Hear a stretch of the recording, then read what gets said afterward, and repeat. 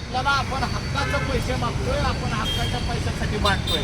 राजकीय नेतृत्व आज या महाराष्ट्रातली सगळी भूलभुलया झालेली आहे आणि शेतकऱ्यांमध्ये एकजूट होऊन न द्यायचं पहिलं एक कारण आहे हे राजकारणातलं सगळं पुढारी. त्यामुळं पहिलं मी तुम्हाला सांगतो की गावगाड्यातल्या राजकारणात जे आपला सगळा तरुण वर्ग युवा वर्ग अडकलाय त्याला स्वतःच्या प्रपंचाची राग झालेली सुद्धा कळायला तयार नाही. म्हणून आता जे तुम्ही इथं 100-150 शेतकरी एवढे बांधव इथं जमा झालाय, काही महिला सुद्धा रोज पेपरला सुद्धा 2-3 दिवस झाले गेले वाचतोय की महिला सुद्धा इथं येऊन बसल्या.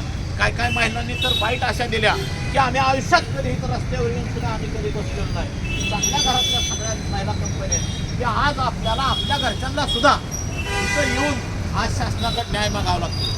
आता कलेक्टर साहेबांनी मला असं पाटील साहेबांनी अमोल पाटील वकील साहेबांनी सांगितलं की अधिकारी आले आणि अधिकाऱ्यांनी सांगितलं. अधिकाऱ्यांच्या बाबतीत सुद्धा तुम्हाला आणखी मी काय त्यातलं बारकावे तुम्हाला मला सांगायचे की RRC कारवाई ज्यावेळेस केली जाते त्यावेळेस शासनाने RRC कारवाई केली की RRCचा अर्थ काय की साखर कारखान्याची मालमत्ता लिलाव करायचा आणि त्या